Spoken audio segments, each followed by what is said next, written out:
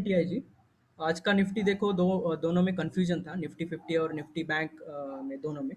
देखो अगर Nifty bank अगर डाउन में जा रहा है और निफ्टी अगर ऊपर जाने की कोशिश कर रहा है तो दोनों एक साथ है ना, ये नहीं करेंगे। ठीक है, एक साइड नहीं करेंगे, एक साइड ट्रेंड नहीं करेंगे। ठीक है, तो साइडवेज रहने का ज़्यादा पॉसिबिलिटी होता है। अगर निफ्टी और बैंक निफ्टी थोड़ा भी पुश ऊपर की साइड करने लगेंगे, दोनों एक साथ अलाइन चलेंगे ना, तो दोनों को अच्छा मोमेंटम मिलेगा और भागने का ज़्यादा कोशिश रहता है, क्योंकि निफ्टी बैंक का भी देखो वेटेज बहुत ज़्यादा है। एचडीएफसी का देखो, एचडीएफसी बैंक का देखो। ठीक है, तो थोड़ा सा वेटेज है ना निफ्टी बैंक का भी निफ्टी 50 में आता है, तो इसलिए इसको थोड़ा आपको देखना चाहिए इंट्राडे में कि अगर देखो बैंक निफ्टी का सुबह से इंडिकेशन था डाउन ट्रेंड का। ठीक है, ये वाला डाउन ट्रेंड लाइन ब्रेक ही नहीं हुआ, और कल का अगर क्लोज देखेंगे वो क्लोज ब्रेक हुआ था, तो उस वक्त आपको निफ्टी में जब हाफ सेशन आता है 1 बजे के बाद में, तब आपको ज़्यादा नहीं सोचना चाहिए कि ये ऊपर अग्रेसिवली जाएगा। ठीक है, अगर डीप बाइंग हो रहा है तो एक साइडवेज में जाएगा, लेकिन अप साइड जाने का बहुत ज़्यादा कम चांसेस होता है। इसलिए मैंने 1 बजे आपको ये भेजा था, एक नोट भेजा था कि अभी नोविस ट्रेडर अवॉइड करो, क्योंकि साइडवेज होने का ज़्यादा चांसेस है। क्योंकि बैंक निफ्टी बेयरिश दिख रहा था और कल का ये ब्रेक किया था जोन। देखते हैं एक बार कैंडल्स में हम। ठीक है, पहले एक बार ये खत्म कर लेते हैं। निफ्टी 50 में देखो टॉप गेनर्स स्टील वाले ज़्यादा है आज। ठीक है, क्योंकि निफ्टी मेटल्स जो है, ठीक है, कभी भी है ना आप सेक्टर देखिए और उसमें से आपको स्टॉक पिक करने का ज़्यादा चांसेस मिलेगा। तो टाटा स्टील का और जेएसडब्ल्यू का ये अच्छा आज का था। हिंडाल्को भी अच्छा ये लेवल पे था, वहाँ पे आपको बाइंग मिल रहा था। जब ये राइज पे आ रहे थे, टॉप 5 में आ रहे थे, तब आपको इंडिकेट होना चाहिए कि हाँ ये सीएनएक्स मेटल जो है वो अभी जाने वाला है ऊपर की साइड में, और प्राइस एक्शन देख के आप एंट्री कर सकते हो। ठीक है, तो ये वाला बस टॉप फाइव लूजर्स और गेनर्स जो होता है वो इसी के लिए आपको ज़्यादा काम आएगा। करेक्शन वाले जो देखो अभी बहुत सारे हैं इसमें। ठीक है, अच्छे एसबीआई लाइफ है, एचडीएफसी लाइफ, ये अच्छे खासे करेक्शन कर रहे हैं, अभी करने दो इनको। ठीक है, तो निफ्टी बैंक निफ्टी में एक बार टॉप 5 वाले देख लेते हैं। टॉप 5 वाला ज़्यादा नहीं दिखेगा आपको। ठीक है, क्योंकि अब पूरा इंडेक्स नीचे गिरा है तो सबको लेके भागेगा ये नीचे की साइड में। ठीक है, ये बिग ब्रदर जैसे काम करता है, जब इंडेक्स ही नीचे जा रहा है तो स्टॉक कुछ परफॉर्म नहीं करेंगे वहाँ से। इक्का दुक्का होंगे जो परफॉर्म करने वाले, वो छोड़ दो। और रेयर, वही तो है ना मोटो हमारा, कि रेयर पे काम नहीं करना है, श्योर पे करना है। अगर श्योरली आपको लग रहा है इंडेक्स, देखो निफ्टी आईटी भाग रहा है। ठीक है, आईटी सुबह से भाग रहा है, तो आपको इसमें से इंट्राडे में पिक करना चाहिए। तो थोड़ा सा सेक्टर वाइज अगर सोच के अगर इंट्राडे में करने का कोशिश करोगे तो परफॉर्मेंस इस तरह से मिलेगा आपको। ठीक है, और लूजर्स में देखो एक ही है लूजर्स में। अगर अच्छे वाले स्टॉक्स में अगर पिक करके करोगे तो अगर ओपन पे भी बाय कर लेते इसमें से कहीं पे आपको एक आधे घंटे के बाद में एक इंडिकेशन मिल जाता है आपको, तो वहाँ पे अगर आप बाय कर ले तो इसमें इंट्राडे कर लोगे तो अच्छा सा चल जाएगा। तो थोड़ा सेक्टर को भी ध्यान रखो। ठीक है, मेटल देखो अभी रिज्यूनेट हो रहा है, जैसे हमने निफ्टी 50 में देखा 2-3 स्टॉक्स थे मेटल वाले, तो इसमें देखो ज़्यादातर गेनर्स में दिखेंगे आपको, और ये ज़्यादातर ऑल टाइम हाई जोन में आ चुके हैं बहुत सारे। जेएसडब्ल्यू स्टील अभी ऑल टाइम हाई ब्रेक को, ऑल टाइम हाई को टच करके करेक्शन करके रिवर्सल कर रहा है।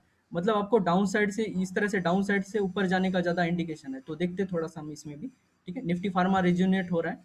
तो ये जो होते हैं मेटल और फार्मा, ये देखो इनका साइकिल एक साथ चलता है। ये पता नहीं है रीजन इसका, लेकिन अगर आप देख रहे हो निफ्टी करेक्शन करता है तब फार्मा भागता है। ठीक है, तो फार्मा के साथ में मेटल भी भागता है, तो ये इनका एक साइकिल होता है सेक्टर्स का। मैं एक बार एक्सप्लेन करूंगा, एक बार उस पे ऊपर हम छोटा सा वेबिनार लेंगे कि साइकिल्स कैसे होते हैं मार्केट्स के। ठीक है, तो एक बार देख लेते हैं इंडेक्स में कौन से परफॉर्म किया है और कौन से डाउन परफॉर्म किए।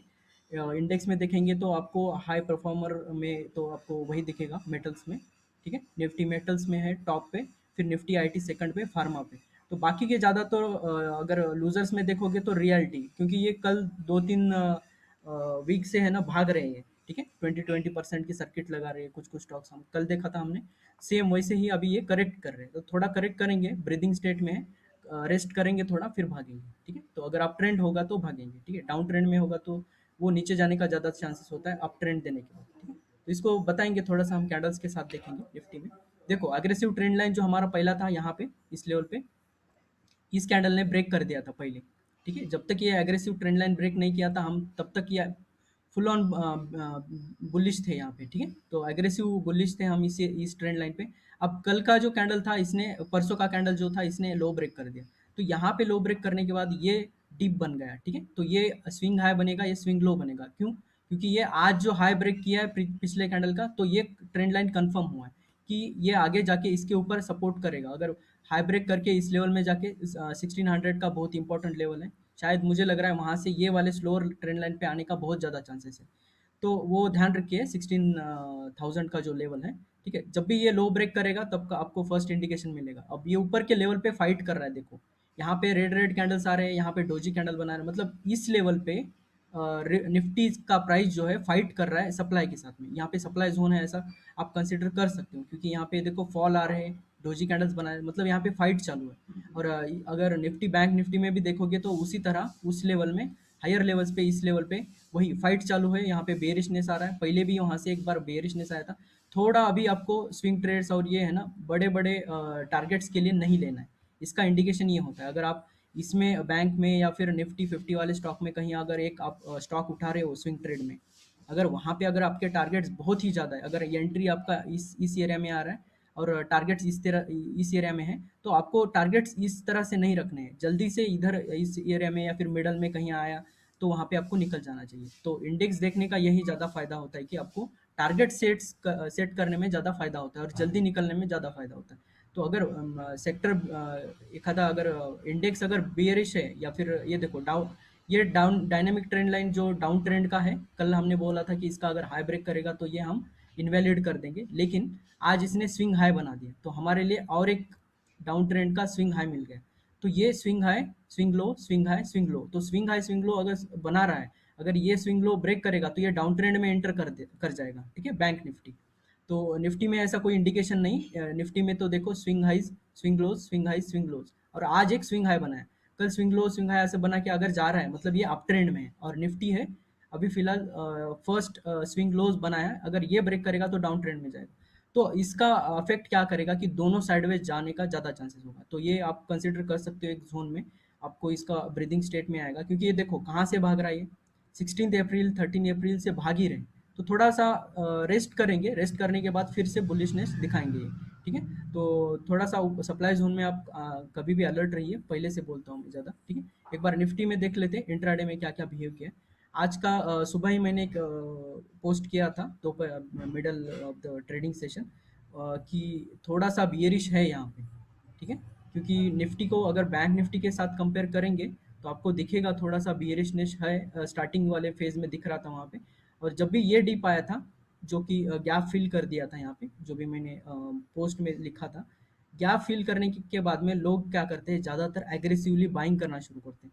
जब मैंने पोस्ट किया था तो प्राइस इस लेवल पे था, तो इस लेवल पे मैंने बोला था एक डिप पॉसिबल है, ठीक है। तो एक डिप पॉसिबल, ये जो आया बाद में वाला ये वाला, इसने ये वाले लो लेवल के नीचे जाने के लिए ये कर दिया, मतलब डाउ थ्योरी ब्रेक नहीं हुआ यहाँ पे। तो ये इंडिकेट होता है हायर लोज, ठीक है, और हायर हाइज, मतलब ये अप ट्रेंड का इंडिकेशन है। अगर इतने ऊपर आके अगर अप ट्रेंड का इंडिकेशन दे रहा है मतलब ये बुलिश इंडेक्स है, ठीक है। बट इंट्राडे में आपको कोई प्रॉफिट नहीं मिल रहा है, इसका मतलब ये नहीं है कि ये बुलिश नहीं है। पर स्विंग वाले तो कमा रहे हैं ना यहाँ पे, ठीक है, स्विंग वाले तो पोर्टफोलियो ग्रो कर रहे हैं, तो ये वाला इसीलिए बोलते हैं हम अप ट्रेंड में ही है। तो थोड़ा सा अफेक्ट करेगा बैंक निफ्टी का, जब तक करेक्शन कर रहा है बैंक निफ्टी तब तक आपको भी ये वाला थोड़ा सा साइडवेज ही मिलेगा। देखो कल का भी सेम था, ठीक है, गैप अप किया साइडवेज गया, आज भी देखो गैप अप किया साइडवेज गया। तो आपको ऐसे से बचना है, अगर ऐसे ट्रेड से आपको इंट्राडे में ऐसे ज़्यादा ट्रेड्स नहीं मिलेंगे। अगर ऐसे बचना है तो आपको स्विंग ट्रेड ही पॉसिबल, जो अगर ये गैप होता है ना, ये गैप का अगर खाना है आपको, ठीक है, प्रॉफिट अगर लेना है तो आपको ये स्विंग ट्रेड ही काम आएगा। तो इसीलिए बोलता हूँ मिडल वे कभी भी अच्छा होता है, ठीक है। एकदम एक्सट्रीम वे भी नहीं जाना चाहिए, एकदम स्लो में भी नहीं जाना चाहिए। एकदम फास्ट वे कौन सा होगा, इंट्राडे होगा, एकदम स्लो वे कौन सा होगा, इन्वेस्टमेंट होगा। तो दोनों के बीच का रास्ता निकालना है और हमें इनकम का सोर्स उसको बनाना है। हाँ, इन्वेस्टमेंट से तो वेल्थ बनाना ही है, लेकिन अगर हम इनकम अभी नहीं करेंगे तो वेल्थ कैसे बनेगा। अगर अभी से आप बाहर से पैसा है तो ठीक है, लेकिन कुछ लोगों के पास पैसा नहीं होता है तो वो वाला क्या करेगा।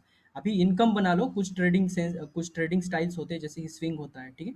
अगर बहुत ही इंट्राडे में जाके पैसा लॉस ज़्यादा हो रहा है तो आप स्विंग पे शिफ्ट कर दीजिए, क्योंकि वो आपका स्टाइल नहीं है, आपको अग्रेसिव नहीं आता, ऐसा आपको एक्सेप्ट कर लेना चाहिए। और स्विंग का देख लीजिए एक बार टेस्ट करके, फिर कैसे भी देखो मंथली में ज़्यादा आपको 15-20% तो आराम से मिल जाता है, ठीक है। जो भी हम स्विंग ट्रेड डाल रहे हैं उसमें से अभी हम मंथली का जो रिजल्ट है हमारा फरवरी से वो पोस्ट करने वाले हैं, देखेंगे उसमें कुछ कुछ स्टॉक्स है 40%, 35%, 25%, ठीक है, कुछ कुछ में स्टॉप लॉसेस भी लगे। सारा अपडेट कर देंगे फरवरी से हम, देख लीजिए। आपको अगर ज्वाइन करना है तो हमारा टेलीग्राम लिंक डिस्क्रिप्शन में दिया है, आप ज्वाइन कर सकते हैं, ठीक है। तो आप अगर देखोगे यहाँ पे, तो हायर लेवल से अगर ये हायर लेवल्स पे अगर एक आपको ट्रेड चाहिए, तो ट्रैपिंग कैंडल का एक ट्रेड आपको इस एरिया में मिलेगा। लेकिन यहाँ पे कोई ऐसा सपना नहीं आया है किसी को कि इतने ऊपर आने के बाद ये नीचे ही जाएगा। तो मैं ज़्यादातर कहूँगा कि यहाँ पे आप ट्रेड अवॉइड करें। हाँ, अगर स्विंग लो ब्रेक कर रहा है इस एरिया में, स्विंग लो ब्रेक कर रहा है मतलब डाउ थ्री ब्रेक कर रहा है, हाँ बेस्ट, यहाँ पे आप एक ट्रेड ले सकते हो इंट्राडे में, तो ये वाला आपको आउटपुट मिल सकता है। पर जो यहाँ पे कोई ट्रैपिंग कैंडल मिल रहा है, तो आपको यहाँ पे थोड़ी ना सपना आएगा कि ये नीचे ही जाएगा। देखो स्टार्टिंग में आप देखोगे ना, ये वाला अगर पूरा सिनेरियो सुबह सुबह दिखता है, तो ये हाईज पे है और पिछला स्विंग हाई ब्रेक किया है, देखो इस जोन में, ठीक है। तो प्राइस हायर पे जाके फाइट कर रहा है, ठीक है, हायर वैल्यूज पे। अब देखो ये पिछला ऑल टाइम हाई था, ये वाला लेवल ऑल टाइम हाई पे, ऑल टाइम हाई जोन में जाके वहां पे अपर लेवल्स को रिजेक्ट किया है, ठीक है। रिजेक्ट करके फिर से लोअर लेवल को फिर से इन्होंने एक्सेप्ट करके ऊपर की साइड में आया, और क्लोज देखो इसी लेवल के ऊपर किया, ऑल टाइम हाई जो पिछला था उसके ऊपर। तो ये इंडिकेशन दिखाता है कि इन अपकमिंग डेज में ये अप ट्रेंड ही रहने वाला है। लेकिन इंट्राडे का जो ज्यादा होता है, आपको अगर गैप अप फिर से कल मिल रहा है इस लेवल पे, तो ऊपर के साइड में देखिए सेलर्स ज़्यादा एग्रेसिवली होते हैं, तो इंट्राडे में आपको साइडवेज मिलने का ज़्यादा चांसेस होता है, अगर इस तरह से अगर गैप अप ज़्यादा मिल रहा है। हाँ, कल अगर इसी लेवल पे कहीं खुलेगा, तो ये सीधा अप ट्रेंड, एक ट्रेंड, एक सीधा सीधा एक ट्रेंड डे बनाएगा, ठीक है। अगर गैप डाउन खुलेगा स्विंग लो के नीचे, कोई बियरिश न्यूज आया, तो वो फिर डाउन ट्रेंड जाने का ज़्यादा चांसेस है।